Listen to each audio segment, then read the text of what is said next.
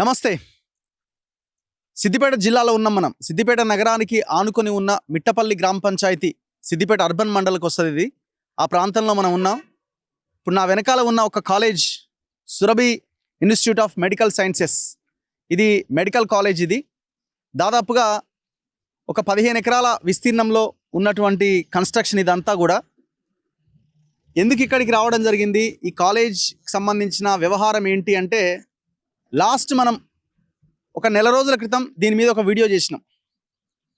సిద్దిపేట స్థానికుడైన గతంలో ఇక్కడి నుంచి పోటీ చేసిన చక్రధర్ గౌడ్ మన ఆఫీస్కి వచ్చి ఈ వ్యవహారం అంతా, ఈ కబ్జా వ్యవహారము వితౌట్ పర్మిషన్ తోటి ఇంత పెద్ద కన్స్ట్రక్షన్ నిర్మాణం చేయడము, చెరువును కబ్జా చేయడము, ఈ మొత్తం అంతా కూడా మనకి ఎక్స్ప్లెయిన్ చేయడం జరిగింది. సో ఆ వీడియోలో చాలా స్పష్టంగా చెప్పాం. అప్పటికే ఈ కేసు హైకోర్టులో ఉన్నది. అయితే ఏం జరిగిందంటే, లేటెస్ట్ అప్డేట్ ఏంటంటే, హైకోర్టు కూడా ఈ మొత్తం ఈ కబ్జాకు సంబంధించిన వ్యవహారము, ఈ కన్స్ట్రక్షన్ ఎలాంటి పర్మిషన్స్ లేకుండా, ఎలాంటి అనుమతులు లేకుండా జరిగిన కన్స్ట్రక్షన్ని ప్రభుత్వం కూడా మేము లీగలైజ్ చేస్తాము, డబ్బులు కడితే ఫైన్ జరిమానా కడితే మేము దీన్ని మొత్తం లీగలైజ్ చేస్తాము, ఎలాంటి ఇబ్బంది లేదని ప్రభుత్వం చెప్పడంతో హైకోర్టు ఒక ఆర్డర్ ఇచ్చింది. చక్రధర్ గౌడ్ వేసిన రిట్ పిటిషన్ని డిస్పోజ్ చేసింది. అంటే వాళ్ళు ఎట్లాగో డబ్బులు కడతా అంటున్నారు కదా అని చెప్పి జస్ట్ ఒక 1-2 మినిట్స్ లోపే పిటిషన్ని డిస్పోజ్ చేయడం జరిగింది. అసలు ఎట్లా ఇట్లాంటి జడ్జిమెంట్ వచ్చిందని అందరూ ఆశ్చర్యం వ్యక్తం చేస్తున్నారు. మరి ఇప్పుడు కోర్టులను తప్పుపడదామా, మళ్ళీ కంటెంప్ట్ అంటారు, లేకపోతే ఏమన్నా మాట్లాడదామా, కంటెంప్ట్ అంటారు. సో మనం కోర్టులను తప్పుపట్టడం కాదు, కోర్టులు కూడా ఎట్లా ఇస్తాయి ఆర్డర్స్, గవర్నమెంట్ పెట్టేటువంటి ఆధారాలు, గవర్నమెంట్లో భాగస్వాములైన అధికారులు ఇచ్చేటువంటి ఆధారాలను బేస్ చేసుకునే కోర్టు జడ్జిమెంట్స్ ఉంటాయి. ఇప్పుడు గవర్నమెంట్ ఏమంటుంది, వాళ్ళు కబ్జా చేసింది నిజమే, వాళ్ళు అనుమతులు లేకుండా కన్స్ట్రక్షన్ నిర్మించింది నిజమే, కానీ వాళ్ళు ఫైన్ కడతా అంటున్నారు కదా, కట్టించుకుంటాం, మేము రెగ్యులరైజ్ చేస్తామని చెప్తున్నారు. ఇప్పుడు ప్రజలందరూ ఏం చేయాలంటే, మీరు ఎక్కడైనా కబ్జాలు చేసి ఇల్లు కడితే కోర్టులో కేసు వేస్తే గవర్నమెంట్ వచ్చి మీరు ఫైన్ కట్టండి, మేము రెగ్యులరైజ్ చేస్తామని చెప్తుంది. అట్లా ఎవరైనా చేసేసుకోవచ్చా? ఎంత పెద్ద కన్స్ట్రక్షన్, పోనీ ఇదేమన్నా ప్రజలకు ఉపయోగపడి ప్రజలకి ఏమన్నా సహాయం చేసేటువంటి కాలేజా ఇదేమన్నా? ఇది medical college, private medical college, government medical college కూడా కాదు. ఏదన్నా ఒక విద్యా సంస్థ లేదా ట్రస్ట్ ఇంకోటి అనుకున్నా వేరే అనుకోవచ్చు. ఒక ప్రైవేట్ మెడికల్ కాలేజీ స్థాపించి 100 కోట్ల రూపాయలు ఎవ్రీ ఇయర్ సంపాదిస్తున్నటువంటి ఒక మెడికల్ కాలేజ్ ఇది. హరీందర్ అనే ఒక పెద్ద మనిషి దీని యొక్క ఓనర్ అన్నమాట. మరి ఈయన ఎవరెవరికి సంబంధాలు ఉన్నాయంటే అందరికి సంబంధాలు ఉన్నాయి. ఇక్కడ స్థానికంగా ఎమ్మెల్యే హరీష్ రావు గారు, ఆయనకి సంబంధం ఉంది. ఇప్పుడున్న మంత్రి పొన్నం ప్రభాకర్ గారు, ఆయన కూడా వాళ్ళ స్నాతకోత్సవంలో దీంట్లో పార్టిసిపేట్ చేసిండు. రఘునందన్ రావు గారు, ఆయన కూడా వెళ్ళడం జరిగింది ఆ కాలేజ్కి. ఎలాంటి అనుమతులు లేనటువంటి కాలేజ్ ఇది. నాట్ ఈవెన్ సింగిల్ పర్మిషన్, గ్రామ పంచాయత్ పర్మిషన్ నో, సుడా ఇక్కడ Siddipet urban development authority permission నో, మున్సిపాలిటీ పర్మిషన్ నో, డిటిసిపి లేఅవుట్ యాక్చువల్గా 290 గజాలు అనుకుంటా గ్రామ పంచాయతీ పరిధిలో గ్రామ పంచాయతీ పర్మిషన్ ఇవ్వడానికి అవకాశం ఉన్నది. ఒకవేళ అంతకంటే పైన కట్టాలి అంటే డిటిసిపి పర్మిషన్ కావాలా? మరి ఇంత పెద్ద కన్స్ట్రక్షన్, ఇంత పెద్ద బిల్డింగ్ ఎట్లా పర్మిషన్ ఇచ్చారు? ఎట్లా దొరికింది వీళ్ళకి? అసలు పర్మిషన్కి ఎందుకు అప్లై చేసుకోలేదు?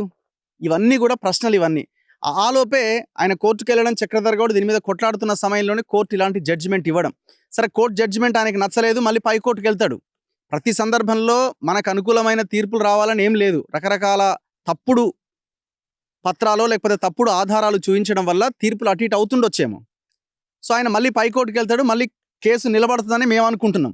అయితే టోటల్ ఎపిసోడ్ ఏంటంటే, సర్వే నెంబర్ 302 అండ్ 303 ఎక్స్టెంట్ వచ్చి దాదాపు ఒక 19 ఎకరాలు ఏమో చూపిస్తున్నది భూభారతి ఓపెన్ చేస్తే. ఇందులోనే ఈ కాలేజీ కట్టిండు. 2015-16 నుంచి ఈ నిర్మాణాలు స్టార్ట్ చేయడం ప్రారంభించిండు. ఆల్మోస్ట్ 7-8 సంవత్సరాలుగా ఈ కాలేజ్ నడుస్తున్నది. 2015 అంటే దాదాపు ఒక 10 సంవత్సరాలుగా ఈ భూమి ఆయన ఆధీనంలో ఉంచుకున్నాడు. 2017 నుంచి స్టిల్ 2026లో ఉన్న మన 26 వరకు గ్రామ పంచాయతీ నుంచి, సుడా నుంచి, మున్సిపాలిటీ నుంచి 26 నోటీసులు వచ్చినాయి. సుడా నుంచి అండ్ గ్రామ పంచాయతీ నుంచి 26 నోటీసెస్. అన్ని నోటీసులు ఉన్నాయి మన దగ్గర. ఏమని? మీరు ఇల్లీగల్ కన్స్ట్రక్షను, ఇక్కడ మీరు ఇది నిర్మాణాలు చేపట్టడానికి వీల్లేదు అని. ఈయన తెలివిగా ఏం చేసిండు, ఎంతో కొంత డబ్బులు ఒకసారి 5 లక్షలు, ఒకసారి 2 లక్షలు, 3 లక్షలు అట్లా గ్రామ పంచాయతీకి చెల్లిస్తూ వస్తున్నాడు. అంతే తప్ప దీనికి నాట్ ఈవెన్ సింగిల్ పర్మిషన్ కూడా లేదు. నువ్వు ఒక ఇల్లు కట్టాలనుకోండి, ఆ ఇల్లు కట్టాలంటే నీకు పర్మిషన్ లేని ఇల్లు కట్టనిస్తాడా? నేడు దాక్షిణ్యంగా వచ్చి కూలగొడతారు కదా. ఇప్పుడు హైడ్రా ఏం చేస్తున్నది? అదే పని చేస్తున్నది కదా. అండ్ దట్టు మీరు చూడండి ఇక్కడ ఇది చెరువు, ఇది దాదాపుగా 22-25 ఎకరాల విస్తీర్ణము. కొంతమంది అంటున్నారు మనకు తెలిసి 33 ఎకరాలు అంటున్నారు. ఈ చెరువు పేరు మెరుపుకుంట. మెరుపుకుంట అనే చెరువు మధ్యలో ఒక కట్ట కనిపిస్తుంది. ఈ కట్ట కూడా నీళ్లు లోపలికి పోకుండా, కాలేజీ లోపలికి వెళ్లకుండా ఈ కట్ట నిర్మాణం ఆయనే చేసిండు. చుట్టూ ప్రహరీ కట్టిండు. మీరు చూడండి ఆల్మోస్ట్ చెరువుకు ఆనుకొని ఉన్నటువంటి ఏరియా ఇది. మరి దీనికి ఎఫ్టీఎల్ లేదా, బఫర్ లేదా? మరి ఇదంతా అధికారులు ఎట్లా రిపోర్ట్స్ ఇచ్చినారు? ఏమని కోర్టుకు చెప్పారు వీళ్ళు? లిటరల్గా మీరు 10 అంటే వీళ్ళు ఒప్పుకున్నారు, ఎస్ మేము ఎలాంటి పర్మిషన్ లేకుండా ఇంత పెద్ద బిల్డింగ్ కట్టి మేము దందా చేస్తున్నామని. ఒప్పుకున్నప్పుడు ఏం చేయాలా? కోర్టు కానీ ఇంకెవరైనా కానీ ఏం చేయాలా? సంబంధిత అధికారులు అసలు ఎట్లా పర్మిషన్ ఇచ్చినా వాళ్ళకి నోటీసులు ఇవ్వాలి కదా. ఇలా తప్పు చేసిన అధికారులను పనిష్ చేయాల్సిన అవసరం ఉంది కదా. ఇప్పుడు వాడు డబ్బులు కడతా ఆల్రెడీ ఇప్పటికే దాదాపు 7.5 కోట్లు ఇప్పుడు ట్యాక్స్ కట్టాలి. ట్యాక్స్ ఏదో పెండింగ్ ఉన్నది, 7 crores పెండింగ్ ఉన్నది. మేము 4 వారాల్లో కట్టేస్తాం, మేము రెగ్యులరైజ్ చేసుకుంటామంటే ఎట్లా రెగ్యులరైజ్ చేస్తారు దీన్ని? అయితే ఈయన పర్మిషన్కి ఎందుకు అప్లై చేసుకోలేదు అన్న క్వశ్చన్ ఒకటి రావచ్చు. అయితే దీంట్లోనే మేము కొంత స్టడీ చేసి అసలు పర్మిషన్ ఎందుకు రాలేదు అంటే, ఈ survey number 302 and 303 survey numbers ఎక్కడి నుంచి వచ్చినాయంటే చాలా క్లియర్గా మీరు సేత్వార్ చూస్తే ఈ పహానీలు ఇవన్నీ కూడా దిద్దుకున్నారు. మొత్తం ఎక్కడికక్కడ దిద్దుకొని రికార్డ్స్ని ట్యాంపర్ చేసినారు. ఒక చిన్న ఎవిడెన్స్ ఇది, చిన్నది కాదు, చాలా పెద్ద ఎవిడెన్స్ ఇది. మీరు చాలా క్లియర్ కనబడుతుంది. ఇగో ఇది ట్రూ కాపీ, నిజ ప్రతి అంటారు దీన్ని. ఎవరు ఇచ్చినారు ఇది? సిద్దిపేట జిల్లా కలెక్టర్ కార్యాలయం ఇచ్చినటువంటి నిజ ప్రతి ఇది. ఇంతకంటే ఎవిడెన్స్ ఏం కావాలా? ఈ సేత్వార్లో ఏం చెప్తుందంటే ఈ 302 అండ్ 303 సర్వే నెంబర్లు ఎక్కడి నుంచి వచ్చినాయి, ఎక్కడ సర్వే నెంబర్లు అంటే ఇగో ఇక్కడ చూడండి మీరు 302, 303 దగ్గర ఇక్కడ చూపించి సర్కారీ అని ఉన్నది. ఎవరు ఇచ్చిందండి ఇది? నిజప్రతి true copy inspector of survey and land records Siddipet district వాళ్ళు ఇచ్చిన దాని ప్రకారం 302 అండ్ 303 సర్కారీ భూమిగా మనకు చాలా క్లియర్గా అర్థమవుతున్నది, వెరీ క్లియర్గా. ఇదంతా ఈ భూమి ఎక్కడిది అంటే గతంలో వీళ్ళంతా ఈ దేశాన్ని వదిలేసి వెళ్ళిపోయిన వేరే పాకిస్తాన్ కట్టి వెళ్ళిపోయినటువంటి నవాబులు ఉన్నారు కదా, వాళ్ళకి సంబంధించిన ల్యాండ్ ఇది. ఆ ల్యాండ్ వాళ్ళు వెళ్ళిపోయిన తర్వాత తదనంతర కాలంలో ఇదంతా కూడా గవర్నమెంట్ ల్యాండ్స్ కింద మారిపోయింది. పర్మిషన్ ఎందుకు రాలేదు, వీడు ఎందుకు అప్లై చేయలేదంటే రాదు పర్మిషన్. సో యాక్చువల్గా ఈయన ఎవరైతే చక్రధర్ గౌడ్ కోర్టుకు వెళ్ళిండో ఈ ల్యాండ్ రికార్డ్స్ దీనిపైన ఆయన కోర్టుకు వెళ్ళలేదు. ఆయన ఓన్లీ ఇల్లీగల్ పర్మిషన్ అన్న దాని మీదనే కోర్టుకు వెళ్ళిండు. ఇప్పుడు తను రికార్డ్స్ రెడీ చేస్తున్నట్టున్నారు. ఇప్పుడు ఈ అంశాన్ని పరిగణలోకి తీసుకొని అసలు ఈ భూమి ఎక్కడిదన్న దాంట్లో వెళ్ళాలి. సో ఇంత ఓపెన్గా ఎలాంటి మొత్తం పహానీలు ఉన్నాయి. ఒకసారి ఇది పట్టుకో.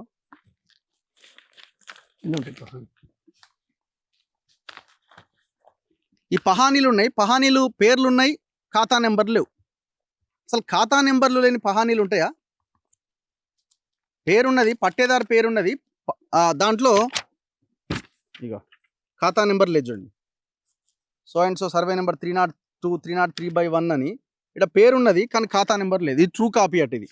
ఇవన్నీ కూడా ట్యాంపర్ చేసిన రికార్డ్స్ మొత్తం ఎట్లా దిద్దుకున్నారంటే వీళ్ళు ఇంకా భయంకరంగా ఇగో ఇష్టం వచ్చినట్టుగా దిద్దేసినారు వీటిని. ఇక్కడ చూడండి అసలు పహానీలు ఇట్లుంటాయా? ఖాతా నెంబర్ 4015, 4043 ఎట్లా దిద్దిరు చూడండి. రావుల తిరుపతి రెడ్డి అని మొత్తం టోటల్గా ఈ పహానీలన్నీ దిద్దేసినారు. ఇది ట్రూ కాపీ, ఇది మనమేం తయారు చేసింది కాదు. Copy issued under RTI act 2005. So తనేసింది 2011-12. సో ఈ భూమి కబ్జా భూమి, ఇది గవర్నమెంట్ భూమి. రెండోది ఎలాంటి అనుమతులు లేకుండా ఇంత పెద్ద కాలేజీ కడుతుండే. ఆయన పేరు హరీందర్. ఈయన అందరికీ కావాల్సిన వాడే. ఆ స్నాతకోత్సవం ఫోటో ఉండే కదా. సో ఈయన అందరికీ కావాల్సిన వాడే. ఇప్పుడు అందరి పర్మిషన్ లేని మెడికల్ కాలేజీకి వచ్చి వీళ్ళంతా ఆ కార్యక్రమంలో పాల్గొన్న వాళ్ళు. ఇక్కడ హరీష్ రావు కనబడతాడు, ఇక్కడ ఈయనవరు పొన్నం ప్రభాకర్. ఇక్కడ పొన్నం ప్రభాకర్ వేరే టాపిక్ ఉన్నది, నెక్స్ట్ ఎపిసోడ్లో వస్తుంది. ప్రైవేట్ భూమిలోకి ఎంటర్ అయ్యింది ఈయన, పెద్ద మనిషి. ఈయన రఘునందన్ రావు. ఇగో హూ ఇస్ హరీందర్ అంటే ఇగో ఈయన హరీందర్. అంటే షాకింగ్ తీర్పు ఒక రకంగా. హైకోర్టు ఇచ్చిన తీర్పు కూడా కొంత షాక్గా అనిపిస్తున్నది. మరి కోర్టు ఏ అంశాలని పరిగణలోకి తీసుకొని మాట్లాడుతుందో మనం ఏం చెప్పలేము. ఆ జడ్జిమెంట్ మీద మనం మాట్లాడితే కంటెంప్ట్ అవుతుంది.